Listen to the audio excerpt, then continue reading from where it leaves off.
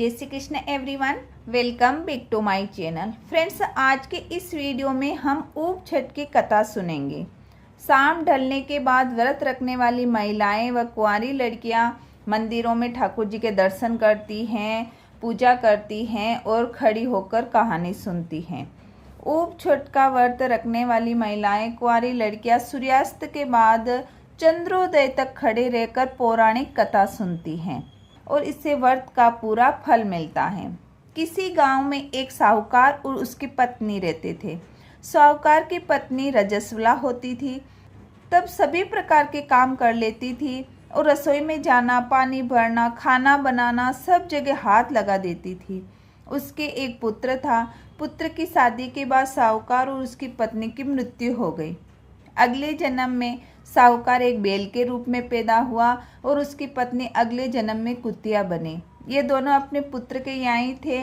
बैल से खेतों में हल जुताया जाता था और कुतिया घर की रखवाली करती थी।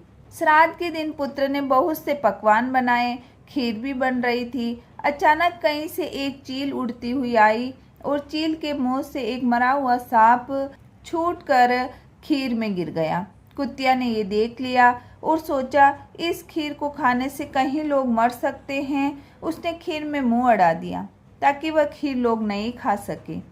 पुत्र की पत्नी ने कुतिया को खीर मुंह लगाते हुए देखा तो गुस्से से एक मोटे डंडे से उसकी पीठ पर मारा।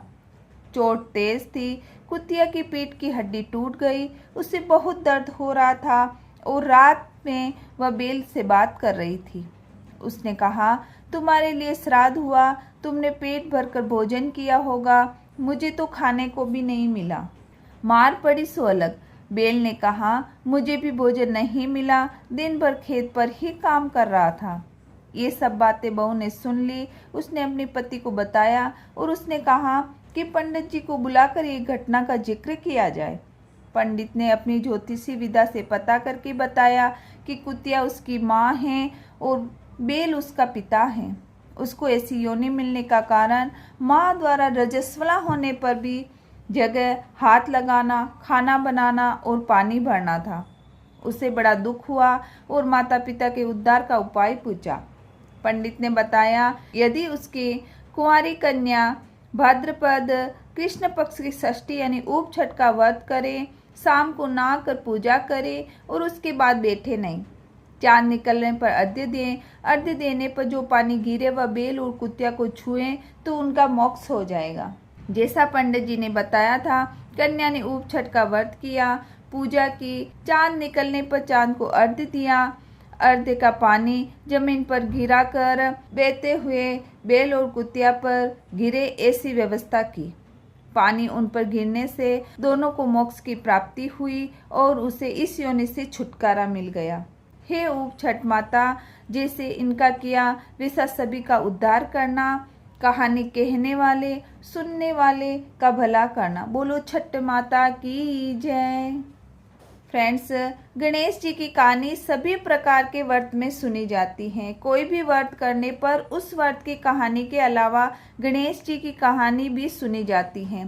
इसे व्रत का पूरा फल मिलता है। तो आइए गणेश जी की कहानी सुनते हैं। एक बार गणेश जी एक लड़के का वेश धारण कर नगर में घूमने निकले।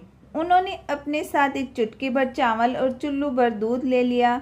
नगर में घूमते हुए जो मिलता उसे खीर बनाने का आग्रह कर रहे थे। बोले, माई खीर बना दे। लोग सुनते और हंसने लगते। बहुत समय तक घूमते रहे मगर कोई भी खीर बनाने को तैयार नहीं हुआ। किसी ने ये भी नहीं समझाया कि इतने से सामान से खीर नहीं बन सकती। गणेश जी को तो खीर बनवानी ही थी। अंत में एक बूढ़ी अम्मा दिखी। बेटा चल मेरे साथ चल, मैं तेरे खीर बना दूंगी। गणेश जी उसके साथ चले गए। बूढ़ी अम्मा ने उनसे चावल और दूध लेकर एक बर्तन में उबालने को चढ़ा दिए। दूध में ऐसा उफान आया कि बर्तन छोटा पड़ने लगा। बूढ़ी अम्मा को बहुत आश्चर्य हुआ, कुछ समझ नहीं आ रहा था। अम्मा ने घर का सबसे बड़ा बर्तन निकाला, वो भी भर गया। खीर बढ़ती ही जा रही थी। उसकी खुशबू भी चारों तरफ फैल रही थी।